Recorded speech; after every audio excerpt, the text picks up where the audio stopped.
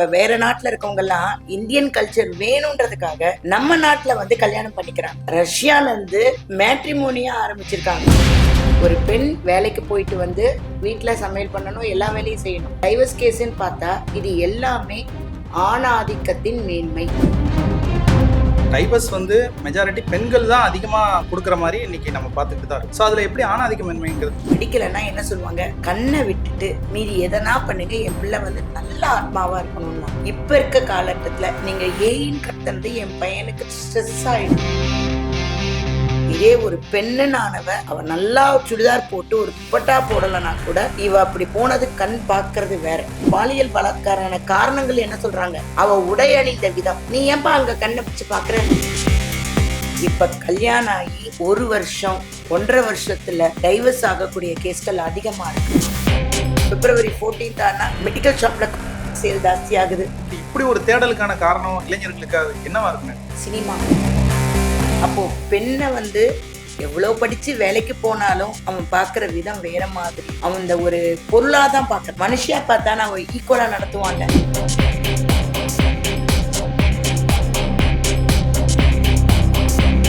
மெய் வர மாற்றம் வரும். இன்றைய சிறப்பு நிகழ்ச்சிக்கு விருந்தினராக வந்திருக்கக்கூடிய கல்வியாளர் திரு ஆஷாராணி அவர்களை வரவேற்கிறேன். வணக்கம் மேம். இன்னைக்கு எப்பவுமே இன்ட்ரோ கொடுத்துட்டு தான் நான் வருவேன். இன்னைக்கு நான் டைரக்டா உங்ககிட்ட கேட்கிறேன். அதாவது நம்ம நாட்டுக்கு வந்து சுதந்திரம் கிடைத்து 80 வருடங்கள் ஆகிடுச்சு. இந்த 80 வருடங்களும் முக்கியமா இந்த வார்த்தையை வந்து நம்ம பின் பண்ணணும். சுதந்திரம் அப்படின்ற ஒரு வார்த்தையை பின் பண்ணி ஆகணும். இந்த 80 வருடங்களும் இப்போ வரைக்கும் மாறாம ஒரு சில விஷயங்கள் இருக்கு அப்படின்னா அதுக்கு பேர் வந்து ஒன்று ஆணாதிக்கம், இன்னொன்று பெண்ணடிமை அப்படிங்கிறது. ஸோ இந்த காலத்துல வந்து பாத்தீங்க அப்படின்னா பெண்ணடிமைத்தனம் அப்படிங்கிறது கொஞ்சம் மாறி இருக்கு. ஆனா பெண்ணடிமைத்தனம்ங்கிறதே நவீன பெண்ணடிமைத்தனமா மாறிக்கிட்டு இருக்குன்ற சில நிகழ்வுகளை பார்க்கும்போது தெரியுது. நீங்க ஒரு பெண் கல்வியாளரா இருக்கிறீங்க, இந்த சொசைட்டியோட கடந்து வந்தவங்க. உங்களுடைய அந்த சமூகத்துல இருக்கும்போது பெண்ணடிமைத்தனம் இந்த பார்வை நவீனமாக்கப்பட்டிருக்கா அப்படிங்கிறத நீங்க எப்படி பாக்குறீங்க? பெண் அடிமைத்தனம் நவீனமாக்கப்பட்டிருக்கிறதுன்றது 100% சரியான வார்த்தை. இப்ப முன்னாடி என்ன சொல்லுவாங்க, ஜென்ஸ் எல்லாம் வந்து நாங்க வந்து எல்லாரையும் ஒன்னா பாக்குறோம் அப்படின்ற ஒரு கண்ணோட்டத்துல இருந்தாலும் அவன் தன் மனைவியை வந்து அவனுக்கு கீழே தான் இருக்கணும்னு நினைக்கிறான். நிறைய நான் சில பேரை விட்டுருங்க, சில ஆண்கள் அவங்கவுங்க பொண்டாட்டி தன்னை விட அதிகமாகிறத அவங்களால பொறுக்க முடியாத நிலைமை. ஒரு பெண் வேலைக்கு போயிட்டு வந்து வீட்டுல சமையல் பண்ணணும், எல்லா வேலையும் செய்யணும். இதே பையன் வந்து வேலைக்கு போயிட்டு வந்து வீட்டுல சமையல் பண்றதா நம்ம கேள்வி. எங்கேயும் ஒரு சில நல்ல ஆத்மாக்கள் இருக்கு, அவங்கள விட்டுருவோம். இப்ப முக்காவாசி கேசஸ் பாத்தீங்கன்னா டைவர்ஸ் கேஸ்ன்னு பார்த்தா இது எல்லாமே ஆணாதிக்கத்தின் மேன்மை. பையனா கத்ததான் செய்வான், அது ஒரு இது. பொண்ணுனா இப்படிதான் இருக்கணும். உடனே கேட்கிற கேள்வி, எங்க அம்மா அன்னைக்கு செய்யலையா? இல்ல ஆணாதிக்கத்தின் மேன்மைன்னு எப்படி சொல்றீங்க? ஏன்னா இன்னைக்கு டைவர்ஸ் வந்து மெஜாரிட்டி பெண்கள் தான் அதிகமா கொடுக்குற மாதிரி இன்னைக்கு நம்ம பார்த்துக்கிட்டு தான் இருக்கிறோம். ஸோ அதுல எப்படி ஆணாதிக்க மேன்மைங்கிறது இருந்துச்சு? அதாவது அவங்களுடைய டார்ச்சர். இப்ப அவன் ஆண் என்ன சொல்றான், அவன் அம்மாவை அப்பாவை பார்த்து அந்த காலத்துல இருந்து வளர்ந்தனால இன்னைக்கும் எவ்வளவுதான் படிச்சிருந்தாலும், எவ்வளவுதான் வேலைக்கு போனாலும், எவ்வளவுதான் நாகரிக உடை அணிந்தாலும் அப்பா சொல்றத அம்மா கேட்குறாங்க. அப்போ இவங்க ஜெனட்டிக்காவே என்ன ஆயிட்டுன்னா, நான் சொல்றதை என் பொண்டாட்டி கேட்கணும். அது பெண்கள் வந்து சுதந்திரமா சம்பாதிக்க ஆரம்பிச்ச பெண்களால நீங்க சொல்றத நான் ஏன், அதாவது எப்பயுமே எந்த பெண்ணுமே கட்டளைகளுக்கு அடிப்பணைய மாட்டாள். அதனாலதான் இப்ப கேசஸ் ஜாஸ்தி. அதாவது 80s 90s கல்யாணம் ஆனவங்க எல்லாம் ஓகே, அவங்க சொன்னா நம்ம கேட்டுக்கணும், அனுசரிச்சு போகணும். இன்னொன்னு என்னன்னா வயது வித்தியாசங்கள் ஜாஸ்தி இருந்தது. ஆனா இப்ப 2K கிட்ஸ் 95 அப்புறமாவே அவன் என்ன சொல்றான், எனக்கு 2 வயசுக்கு மேல வித்தியாசம் இருக்கக்கூடாதுன்றான். ஆணா இருக்கட்டும் பெண்ணா இருக்கட்டும், 2 பேருமே அண்டர்ஸ்டாண்டிங் வேணும்னு சொல்றாங்க. அந்த அண்டர்ஸ்டாண்டிங் அந்த 1 வயசு 10 மாசத்துல எல்லாம் இருக்காது. அது ஆட்டோமேட்டிக்கா அவங்க மைண்ட்ல ரெஜிஸ்டர் ஆனது. என்னதான் எவ்வளோ படிச்சிருந்தாலும் அவனுடைய கருத்துக்களுக்கு எங்க அப்பா பேசுறத எங்க அம்மா கேட்கறாங்க. அப்ப என் பொண்டாட்டி அப்படிதான் கேட்கணும்.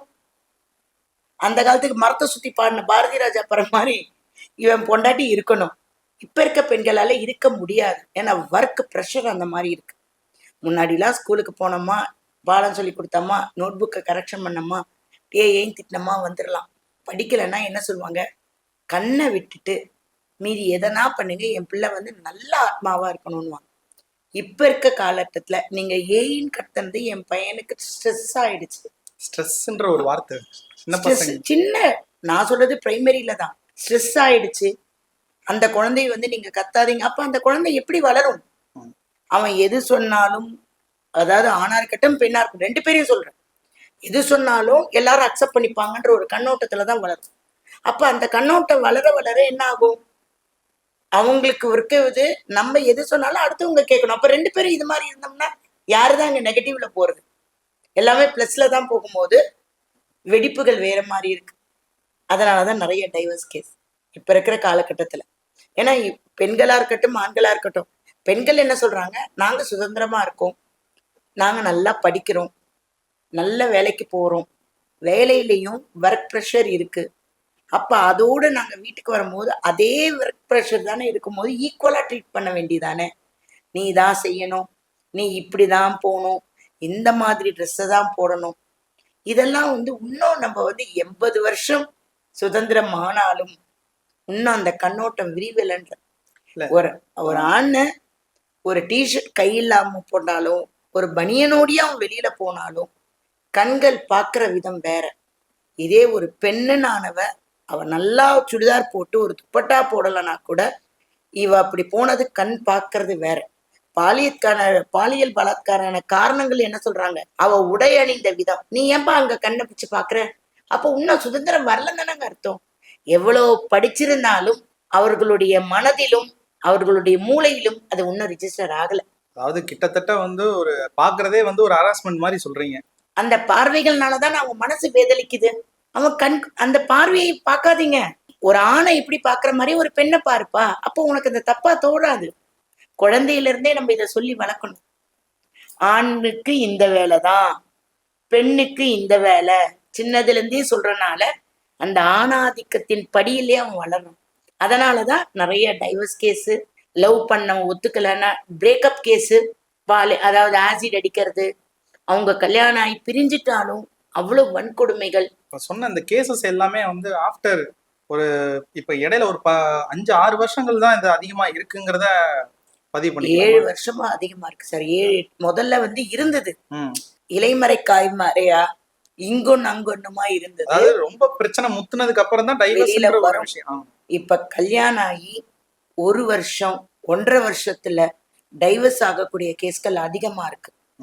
ஏன்னா பெண் வந்து எப்படி இருக்கா, ஒரு பொண்ணு ஒரு செடிங்க, அது ஒரு இடத்துல இருந்து இன்னொரு இடத்துல வைக்கும் போது அந்த செடி வளர்றதுக்கு ஒரு 3 மாசம் கொடுக்குறோம். ஒரு பெண் ஒரு இடத்துல வந்து அவங்க அம்மா அப்பா எல்லாரையும் விட்டு அந்த இடத்துக்கு வரா, அவளை படறதுக்கு 1 வருஷம் ஆகும். இவங்க அந்த கொடுக்கறது இல்லை. நீ எங்க போகக்கூடாது, இங்க போகக்கூடாது, நான் இங்கதான் வருவேன், நான் இப்படி வரமாட்டேன், எங்க வீட்டு சைடு தான் வருவேன். இந்த மாதிரி சில கட்டுப்பாடுகள் இன்னும் இருக்கு.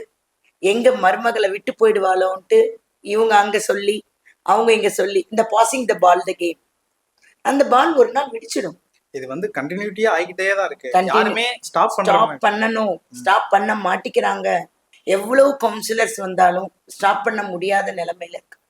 ஒரு சின்ன கூற்று ஒண்ணு இருக்கு. என்னன்னா 25 வயசு வரைக்கும் ஆண் வந்து சுதந்திரமா இருக்கான், 25 வயசுக்கு அப்புறம் ஒரு பொறுப்பானவனா மாறிடலாம். இந்த பக்கம் பாத்தீங்கன்னா அதாவது பொறுப்பானவனா குடும்பம், அவனுடைய மனைவி, குழந்தைகள் அப்படின்ற ஒரு அந்த மைண்ட், அந்த கடிவாளம் கட்டின குதிரை மாதிரி ஆயிடுது. இங்க வந்து பாத்தீங்கன்னா சின்ன வயசுல இருந்து 25 வயசு வரைக்கும் அவங்க ஒரு படிப்பு கல்வி அறிவு வளர்ற வரைக்கும் அவங்க வந்து ஒரு ஒழுக்கமான ஒரு அதாவது ஒரு அடக்கத்துக்குள்ள வாழ்றாங்கன்னு வச்சுங்களேன். அப்பா அம்மா அண்ணன். ஆனா 25 வயசுக்கு அப்புறம் இன்னொரு உலகத்தை பாக்குறாங்க, கணவன் மனைவி குழந்தைகள்.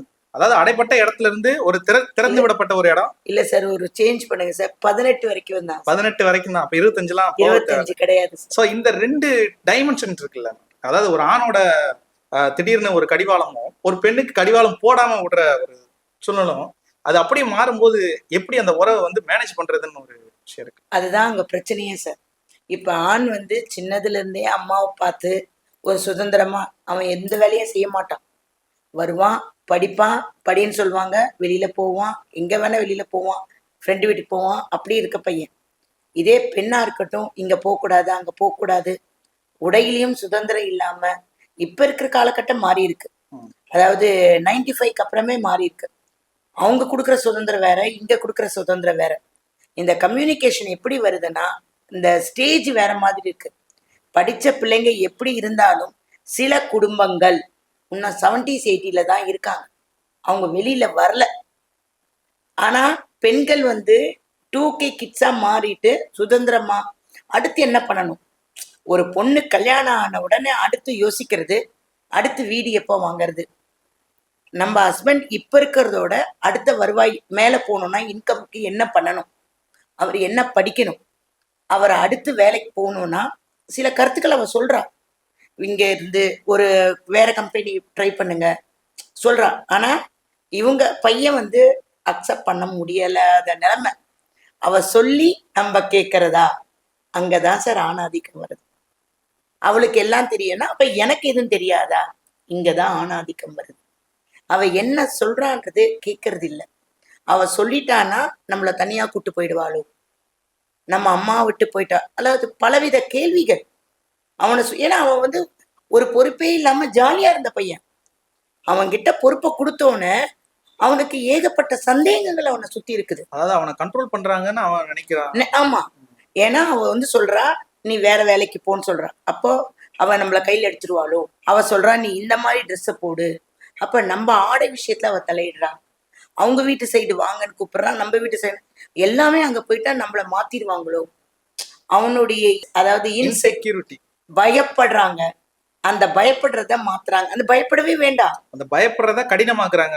அதேதான் அப்படின்றீங்க. ஏன்னா பயப்படுறனாலதான் டேர்ம்ஸ் அண்ட் கண்டிஷன் ஜாஸ்தியா போகுது. கத்தவே வேண்டாமே, பொறுமையா பேசினாவே தெரிஞ்சிருமே. அதாவது ஒன்னே ஒண்ணு, உன்னை எப்படி எதிர்பார்க்கிறியோ அதே மாதிரி அடுத்தவங்களை நம்ம ட்ரீட் பண்ணோம்னா எந்த பிரச்சனையும் இல்லை. நம்மள திட்டக்கூடாது, நம்மள அதிகம் பண்ணக்கூடாது, நம்ம யார் சொல் பேச்சையும் கேட்க மாட்டோம். அப்ப அடுத்தவங்க எப்படி செய்வாங்க? அதே அந்த ஒரு கல்ச்சர் வந்து இப்ப ரொம்ப மாறிட்டு வருது. ஏன்னா பெண்கள் வந்து அவங்களுடைய சுதந்திரத்தை வந்து மிஸ்யூஸ் பண்ற லெவல்லையும் இருக்காங்க. இப்போ ஒரு கேஸ் பார்த்தோம், 4300 HIV கேஸ் அந்த ஆண் பெண் 2 பேருக்கும் இருக்கு பெங்களூர். அந்த மாதிரி இருக்குன்னா அவங்களுடைய சுதந்திரத்தையும் அவங்க அதாவது இப்ப வேற நாட்டுல இருக்கவங்க எல்லாம் இந்தியன் கல்ச்சர் வேணும்ன்றதுக்காக நம்ம நாட்டுல வந்து கல்யாணம் பண்ணிக்கிறாங்க. அது இப்ப சமீப காலமா நிறைய சார். ரஷ்யால இருந்து மேட்ரிமோனியா ஆரம்பிச்சிருக்காங்க. இங்க இருந்தா மாப்பிள்ளை வேணும், ஏன்னா எங்களுக்கு வந்து உண்மையான கல்ச்சர், அதாவது உன்னை நல்லா பாத்துக்கோங்க, அவங்க பெண்ணை இங்க குடுக்குறாங்க. அப்ப எந்த அளவு தைரியமா இருப்பாங்க. கல்ச்சரல் மேல அவங்களுக்கு ஆர்வம் அதிகமா இருக்கு. இன்னொன்னு கட்டுக்கோப்பாக ஒருத்தன் ஒருத்தின்ற வாழ்வுக்குன்னு இருக்காங்க. இதே பாருங்க நம்ம ஊர்ல அது அப்படியே மாறிட்டு வருது. இல்லைன்னா எதுக்கு அந்த HIV ஒண்ணு வருது? நடுவுல கொஞ்சம் காலகட்டமா இல்லாம இருந்தது சார். HIV ஒரு படம்லாம் வந்தது. இப்ப நடுவுல அது இல்லாம இருந்தது. இப்ப திடீர்னு இது வரக்கூடிய காரணங்கள் வேற மாதிரி இருக்கு. ஒவ்வொரு பாத்தீங்கன்னா February 14th ஆனா மெடிக்கல் ஷாப்ல சேல் ஜாஸ்தி ஆகுது. எந்தவித பூங்காக்களுக்கும் போக முடியாத நிலைமையில இருக்கும் சார். கிண்டி பார்க்கட்டும், காந்தி நினைவாலயமா இருக்கட்டும், பீச்சா இருக்கட்டும், நம்ம ஃபேமிலியோட நீங்க சொல்லுங்க. இதுக்கு காரணம் என்னவா இருக்குன்னு நினைக்கிறீங்க? இப்படி ஒரு தேடலுக்கான காரணம் இளைஞர்களுக்கு என்னவா இருக்குன்னு நினைக்கிறீங்க? சினிமா. அவன் ஹீரோமாவே நமக்காக இல்ல சார், சினிமாவே நமக்காக இல்ல. அவங்க ஒரு லவ், அதுக்குதான் சொல்றது. அந்த காலத்துல எடுத்த மாதிரி எடுக்க சொல்லல, மாரல் ஆஃப் த ஸ்டோரியா கொஞ்சம் எடுக்கலாம். ஒரு 14 ஒரு காலேஜ் பையன் லவ் பண்றா, வேலை பார்க்கறவன் லவ் பண்றான்னு இல்ல, ஸ்கூல் பசங்க லவ் பண்றாங்க. சினிமான்னு இல்ல சார், டிவி சீரியல்ல இருந்து வருது. நேத்து கூட உங்களுக்கு ஒரு காணொலி அனுப்பியிருந்தேன், பாத்தீங்கல்ல? அதான் சொல்றேன். ஏன்னா அவ்வளவு இதுவா இருக்கும் போது இப்ப சினிமான்னு நம்ம எடுத்துக்க முடியாது மேம். ஏன்னா இப்ப சினிமாவை தாண்டி இன்னைக்கு இன்ஸ்டாகிராம் சோசியல் மீடியாக்கள் வந்து அதுதான் சார் சொல்றேன். அதை பார்த்து ஈவன் ஹீரோ ஹீரோயினாவே வாழ்றாங்க. Okay okay. அதனாலதான் இன்ஸ்டாகிராம், இந்த ஷேர் ஸ்னாப்டு, டெலிகிராம்ல இருந்து எல்லாமே போட்டுக்கிட்டு வராங்க. எந்த குழந்தை கையில இப்ப இல்ல. ஒன்னே சொல்லுங்க சார், இந்த கொரோனாக்கு முன்னாடி வரைக்கும் குழந்தைங்க கண்ட்ரோல் அந்தந்த ஆசிரியர்கிட்ட இருந்து சார். கொரோனாக்கு அப்புறம் குழந்தைங்க கண்ட்ரோல் பேரண்ட் கிட்ட இருந்துச்சு. டேஷ் ஃபில் பண்ணிக்க வேண்டியதான் சார். ஏன்னா நாங்க எங்க கிட்ட இருக்கிற வரைக்கும் நல்லா இருந்த பிள்ளைங்க எல்லாமே முடிஞ்சிருச்சுன்றீங்க. ஏன்னா ஃபுல்லா என்ன சொல்றது, அந்த செல்போனை பார்த்து அவங்க என்ன படிக்கிறாங்க நம்ம நோட் பண்ணல. அதனுடைய விளைவு தான் இதெல்லாம்.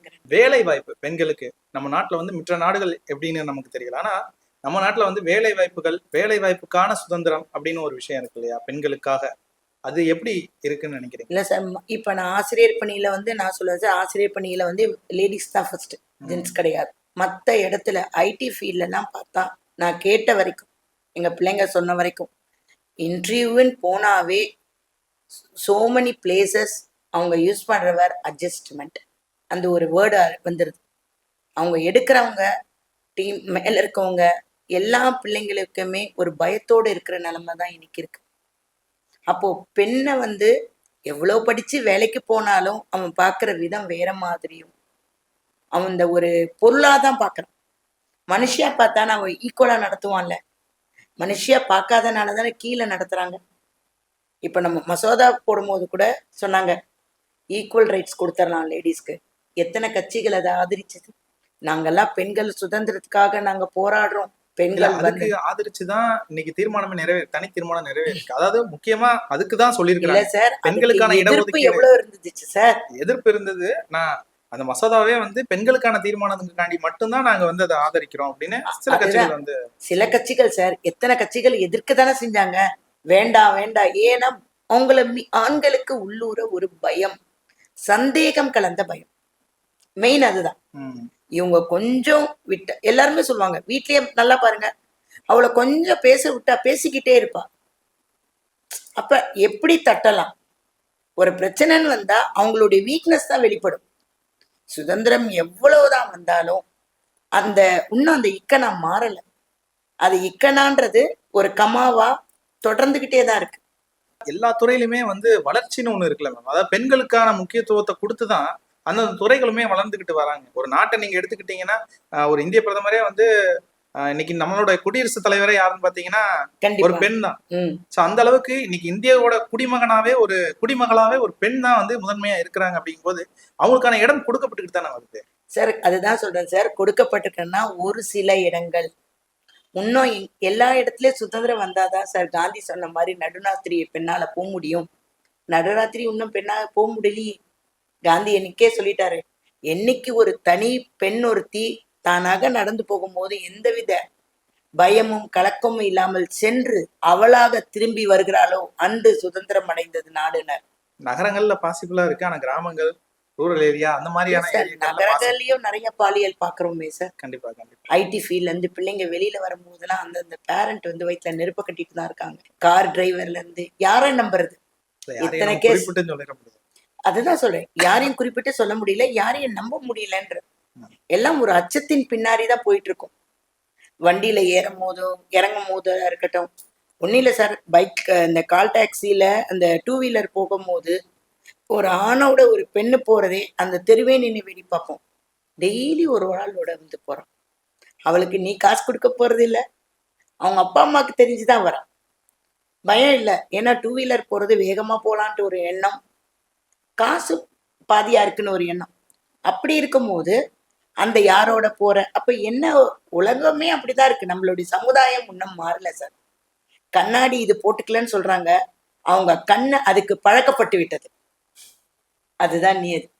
நம்ம நாட்டுல வந்து இப்ப 80வது சுதந்திர தினங்கள் கொண்டாடிக்கிட்டு இருக்கிறது இந்த சமயத்துல பெண்களுடைய கல்வி எந்த அளவுக்கு முக்கியம், பெண்களுக்கு என்ன தேவை, அவங்க பெண்ணடிமைத்தனத்துல இருந்து வெளியே வர்றதுக்கு என்ன மாதிரியான விஷயங்கள் தேவை அப்படிங்கிறத நீங்க ரொம்பவே சொல்லியிருக்கிறீங்க. நன்றி. நன்றி சார்.